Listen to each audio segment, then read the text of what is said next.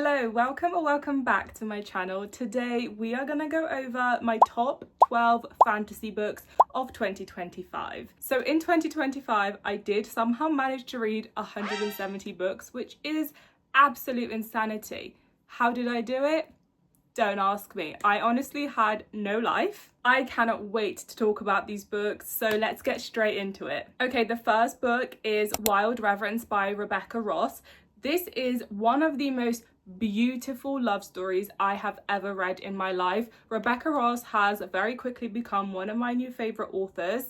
I read The Letters of Enchantment Duology and I absolutely loved it. So this is actually set in the same world as The Letters of Enchantment Duology. It's a prequel. And technically you don't have to read it before Wild Reverence, but I would strongly advise you to, because I do think that you get so many Easter eggs and just so many things will make more sense, and the epilogue especially will have a huge emotional impact on you if you do read Divine Rivals and Ruthless Vows first. This book was just absolutely stunning. This is a love story between a mortal man and a goddess, and this to me is exactly how you write longing, yearning, pining, and devotion. Matilda and Vincent's love story is utterly devastating in the most exquisite way. The sheer agony and pain I felt for them, especially in the last 20%, I was sobbing my eyes out. I felt their love tremendously deeply, that it left a physical ache. One thing about Rebecca Ross is that, one, her writing is breathtakingly beautiful, but it also makes you feel so many emotions that you truly feel every word right down to your bones. This was such an unforgettable and extraordinary read. It was magical, whimsical, beautiful, and devastating, enchanting. Honestly, one of the best books I have ever read in my life, and I cannot recommend it enough. Next up, we have the Ashen series by Demi Winters. There are currently 3 books out and a novella, and I'm pretty sure this is going to be a 5-book series. I just read the latest release, which is Dawn of the North, and it was absolutely incredible. This is a Viking-inspired romantic fantasy, and the story follows Scylla, who is on the run, and to get to her destination, she must travel the treacherous Road of Bones. To do so, she decides to hop into a wagon belonging to the notorious Blood Axe crew, who are a notorious group of Viking mercenaries. This series is sensational. We get multiple POVs and multiple romances. It is written in third-person POV, which I personally love. The FMCs are phenomenal. They're all so different, but they're also powerful and resilient in their own ways. The MMCs are everything and will have you swooning. They are all brooding, grumpy men. The romances are true slow burns, full of delicious tension. And I'm absolutely obsessed with every single relationship in this book. There is not a single character that I'm not invested in. Kingdom of Claw is my favorite book by far. Demi Winters is an absolute genius. The plot twist in this hit so hard. The plot progression is incredible. Every book somehow gets better and better. One of the reasons why I love this series so much is because of the FMCs that Demi Winters has created. They're all so fiercely badass and empowering. Like I say, each of them are wildly different, yet they continue to demonstrate strength and resilience in so many ways. I just love this series so much. I cannot stop screaming about it. If you are looking for a fantasy romance that is unique, the plot progression is incredible, the characters and the fan family are incredible, then please pick this up. Next, we have The Invisible Life of Addie LaRue by V.E. Schwab. This is a beautiful, profound, and exceptionally unique story. I love V. Schwab's writing and I really love character-driven stories, so this was up my street completely. I read Bury Our Bones in a Midnight Soil by V. Schwab last year. That was my first book by this author, and I absolutely fell in love with V. Schwab's writing and her masterful storytelling. So the story follows Addie, who makes a deal with the devil to live forever, but is cursed to be forgotten by everyone she meets. That is until one day she meets a man in a bookstore who remembers her. This book beautifully explores so many themes. We have identity and memory, freedom, love, art as a form of legacy, the passage of time and human experience. This was just so beautiful and extraordinary. and truly a book that I will always be thinking about. I really loved the intertwining of history and the emphasis on art and creativity. V. Schwab's lyrical prose is everything, the impactful and layered themes, and the ending did bring me to tears. This was easily one of my favorite reads of last year, so make sure you read this if you haven't already. Next, we have Blood Over Bright Haven by Emma Wong. This is high fantasy, dark academia. This is a heartbreaking, profound, and deeply thought-provoking book that explores a number of raw and unflinching themes such as sexism, racism, misogyny, injustice, colonialism, oppression, corruption. The list goes on. So the story follows Siona, our FMC, and she's the first ever woman admitted to the High Magistery, which is a prestigious academy of magic. Being the first woman there, she's massively undermined by her male colleagues, so they actually assign her a janitor instead of a lab assistant. Her assistant Tommel is part of a marginalized group, and together the two of them start to uncover dark truths and secrets about the very foundation of magic that could get them killed. Siona is a very intelligent FMC, however, she's not without her own prejudices. She can be quite unlikable, ignorant, and egotistical. However, Tommel starts challenging her beliefs, and that's when we kind of see her perspective change. This book doesn't frame evil as a single villain, but as a system, one built on patriarchy, privilege, and the exploitation of marginalized groups. It also highlights how even well-intentioned people can become complicit, benefiting from perpetuating the same structures they claim to oppose. The magic system, it is quite complex, but it is exceptionally fascinating and so unique. It's truly unlike anything I've ever come across before. This is a phenomenal and thought-provoking book that I truly believe everyone could benefit from reading. Next, we have Alchemized by Senlin Yu. This is one of the most painfully, tragically, and beautifully devastating books I've ever read. This is not a romantasy. This is a dark fantasy with romance elements. We are following our FMC Helena, a former alchemist and healer in the aftermath of a brutal civil war. This is without a doubt a trust the process kind of book. The beginning is quite confusing, but that is also intentional because our FMC Helena has lost her memories and she's trying to piece together what's happened. So as the reader, you're also supposed to feel confused. Part 1 is very confusing and the world building is super complex and dense.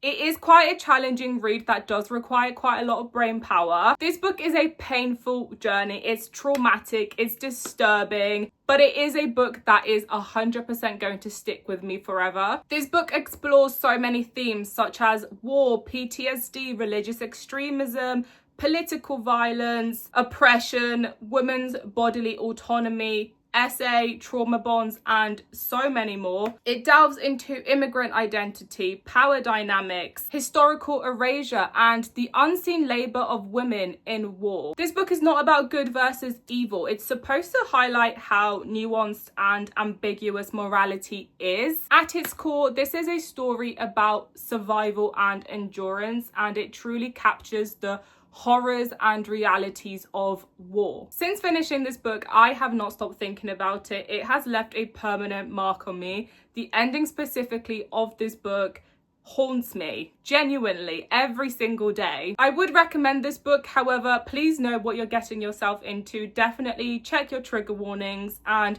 prepare yourself mentally because it is a very heavy read. Okay, next we have Kingdom of Ash, or the Throne of Glass series in general. This is a god tier series for me. Infinity Stars, a masterpiece like no other. I was very late to the party reading this series and I don't know why I kept putting it off, because the minute I started it, I could not put it down and I devoured it in less than 2 weeks. I don't think I've ever been this emotionally devastated by a series in my life. I was genuinely drowning in my tears at some point. I'm pretty sure there's a video of me crying to Kingdom of Ash on TikTok, so if you want to have a laugh, go watch that because it is pretty funny to look back on. These characters will forever live in my heart and soul. I will never, ever, ever move on from this series. It genuinely lives in my head rent-free. It altered my brain chemistry. I'm not going to go into it because I'm sure you've all heard of it before, but it is just incredible, and honestly, nothing will ever compare. I cannot recommend it enough. If you still haven't read it, please read it because it's truly worth every bit of hype. Next, we have the Prison Healer trilogy by Lynette Noni. This is such a criminally underhyped series. The Prison Healer is a dark YA completed trilogy.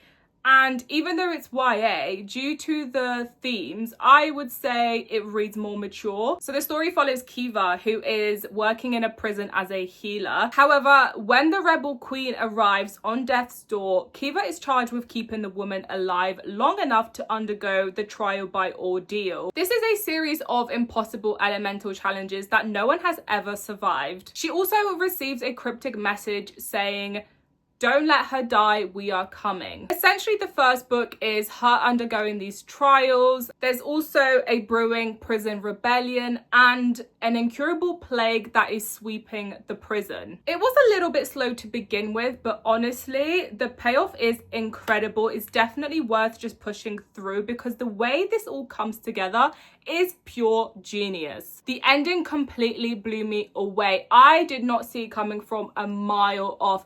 The plot twist in this is absolutely insane. My jaw was on the floor. Book 2 and 3 are also absolutely incredible. The found family and the friendships in this have my heart completely. I sobbed so much whilst reading these books because of how much I loved the found family and the characters. I was not expecting for this series to be so emotionally damaging, but wow. It hit me in the feels. This is easily one of the best trilogies I've read, and it was an unforgettable journey. I truly cannot recommend this series enough. Again, it's so criminally underrated. Oh, there is also a subplot of romance in this, and the crumbs of romance you get are truly everything. But essentially, this series is just full of secrets, betrayals, and deceit. You're going to question who to trust. It's truly an emotional roller coaster. Oh, this one I'm so excited to talk about because this is easily one of my favorite romantasies of all time. This is A Forbidden Alchemy by Stacey McEwen, and this is essentially Peaky Blinders meets fantasy romance. This story follows two childhood friends, Nina and Patrick, as they navigate magic, secrets, and class war. The story is centered around a revolution between the artisans, who are the wielders of magic, and the craftsmen, who are known for their strength and they work in the mines. I truly believe it's best to go into this book blind. Please don't even read the back because I think there are small spoilers on the back. But this book was impossible to put down. The plot is so unique. It had me hooked right from the beginning. The romance is so swoon worthy. Oh my god, Patrick has me in the biggest chokehold. He is a mobster with a heart of gold, and the yearning in this is everything. The chemistry and the banter between him and Nina, everything was incredibly well written. This book is phenomenal and truly delivered on every single front. We have an incredible romance, amazing found family, devastating betrayals. The ending of this book had my jaw on the floor. I cannot wait for the second book. I'm pretty sure this is going to be a trilogy, and the second book comes out in July. This was truly phenomenal. I am begging you all to read this because, again, it's so criminally underhyped. I'm absolutely obsessed with this book and these characters. I have not stopped screaming about this since I read it in July of last year. Yeah. Okay, next up we have The Lies of Lena and the Sins of Silas by Kylie Snow. There's also a novella called The Memories of Merrick out. I'm not actually sure how long this series is going to be, but it is incomplete. Okay, so this series does seem to get mixed reviews, which are all completely valid. But for me personally, I absolutely devoured this. Could not put it down. It was so bingeable. This is a dark fantasy romance. This starts off as quite innocent as we meet our characters when they're quite young, but then the second part of The Lies of Lena takes a dark turn. The magic system is quite easy to understand. It's based on elemental magic and witchcraft, but with abilities that are unlocked based on emotions. I thought it was quite unique and compelling. I really enjoyed it. The world building was quite immersive without being overwhelming and just flowed very naturally with the story. So like I say, the story starts off as quite innocent, sweet and wholesome, as it's set 5 years in the past, and we are kind of just getting the backstory. Then it shifts to the present and it gets very dark. Lena, our FMC, is a powerful mage in a world where being a mage is prohibited. I love Lena so much. And then we have Silas, who is our morally grey, brooding, tortured soul MMC.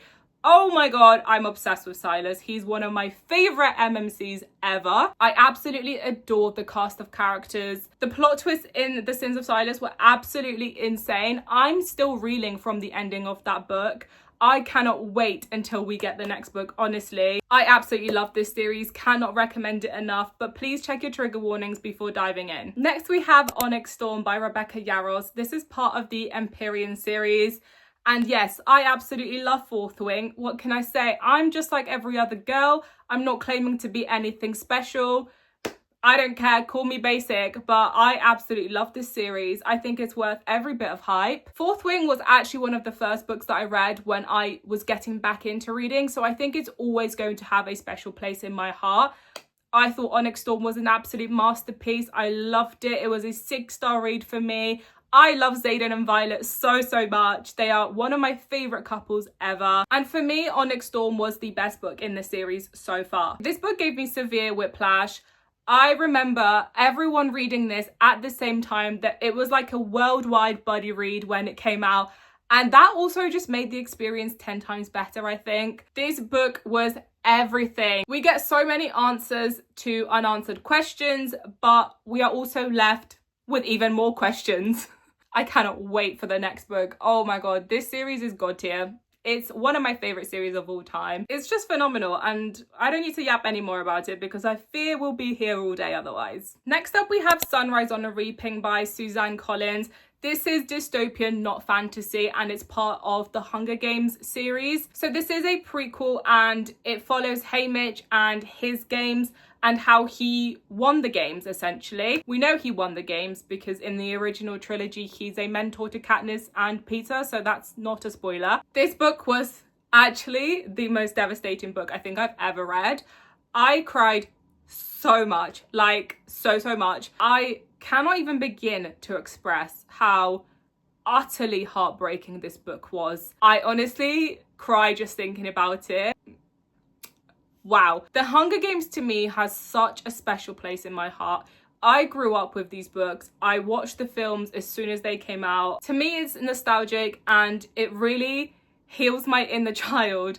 I love this series so much. It's probably my favourite series of all time because of how much it means to me. This story was utterly devastating. Suzanne Collins is a genius. You have to read them in publication order though. It's vital you do because you get so many Easter eggs in Sunrise on the Reaping from previous books, and it will just have a huge emotional impact on you if you read them in publication order. So the original trilogy, this Ballad of Songbirds and Snakes, and then Sunrise on the Reaping. That is the only way to read it, okay? Trust me. I have no words. I actually cannot talk about this book because I will get emotional, but it is everything to me. Just know that this is an infinity star read, and The Hunger Games is in the league of their own. Suzanne Collins is a genius, and she's an author that is one of a kind. No one does it like Suzanne Collins, and I will read anything she writes, honestly, anything. Give it to me, please. I can't wait for the film. Just know I will be sitting in that cinema sobbing my eyes out, okay? So yeah, there is that. And finally, the last series I want to talk about is Red Rising. So this is science fiction, not fantasy. I read the original trilogy and let me tell you, this was everything to me. This really took me by surprise. I was not expecting to love this as much as I did, but I could not put it down. I devoured every single word on the pages. I also did the second half of the second book, Golden Sun, and the third book, Morning Star, with the graphic audio, and let me tell you, that is the way to do it. Your experience will be a million times better if you do it that way. The graphic audio is absolutely exceptional. It's so good. This is a god tier trilogy for me. It absolutely altered my brain chemistry like no other. Nothing will ever compare. This was an insane journey. I am irrevocably changed as a person after reading it. Hands down, one of the most anxiety inducing stressful series I have ever read. Each book had me on the edge of my seat from start to finish. It's so action-packed. There is so much going on. My jaw was on the floor with every single book. One thing about Pierce Brown is he is not afraid to kill off your favorite characters, so don't get too attached. But saying that, it's absolutely impossible not to, because they are all so incredible. I love them all so much. Oh my god, Severo is one of my favorite characters of all time. I love that little goblin man so much. Every single ending had me flabbergasted, jaw on the floor, staring at the wall. The emotional whiplash you get from these books is absolutely insane. Nothing like I've ever experienced before. Pierce Brown is a complete and utter evil genius. I'm so in awe of his talent. His writing and storytelling are exceptional. Each book just got better and better. If you're not the biggest fan of the first book, please stick with it, because it truly gets so good. The stakes are even higher. The character development is insane. You get the most shocking, jaw-dropping plot twists and reveals. You get complex politics. So many brutal battle scenes. Oh my god. The friendships and the devastating losses. Everything is just perfection. Darrow is easily one of my favorite MMCs of all time. I adore this unhinged, egotistical, brilliant, impulsive, rage-filled genius with my whole heart. His speeches are revolutionary. Oh my god, they will stick with you. I promise you. Every word that comes out of his mouth is just pure genius. And the way this man yearns and spouts poetry. Who told me this series had no romance? Because the romantic relationships in this are absolutely beautiful. I am way too scared to start the second arc of this series, because I want to stay delusional and pretend that everything is fine, everyone's happy, because I'm just not ready for the emotional devastation that is going to come with the second arc, because I've heard it gets heavy and it gets very dark, and I'm not prepared. Let me tell you a little bit what the series is actually about, because I haven't done that so far. This is a science fiction dystopian series set in a future where humanity has colonized the solar system and is divided into a strict, hierarchical, color-coded system. So each color has a specific role and status. So we are following Darrow, who is a red, and that is basically the lowest class. He is a miner on Mars, and his mission is to extract enough precious elements to make the planet habitable for future generations. So the Earth is dying and the Reds are humanity's last hope. Also, they are told. Well, that is until one day Darrow discovers that Mars has been habitable and inhabited for generations. The Reds are nothing more than slaves exploited by a decadent ruling class. So Darrow decides to sacrifice everything and turn himself into a gold, who are the elite ruling class. And he's going to infiltrate the legendary institute, intent on taking down his oppressors from the inside out. At that institute, he is forced into a deadly competition against the most brilliant and brutal of the ruling class, all while hiding his true identity and agenda. Oh, this was everything. This was so good. This was such a strong start to the series. I was so pleasantly surprised by how much I loved this. The story is so unique. I love the world that Pierce Brown has created. Like I say, the characters in the found family are truly what make it. I love them all so much. So the world building can be quite dense and definitely requires brain power. It's not spoon-fed to you at all. Instead, it's integrated into the story and left for you to piece together yourself. So it did take me a little while to get used to it, but once it all clicked into place, I was absolutely hooked. This series kind of ruined my life, but it was also the best reading experience I've had. And I genuinely cannot recommend it enough. Please read this. Step out of your comfort zone, because it's truly worth every bit of hype. Anyway, I have been yapping for far too long now. So those are my 12 favorite fantasy books from last year. Thank you so much for watching. I hope you stick around.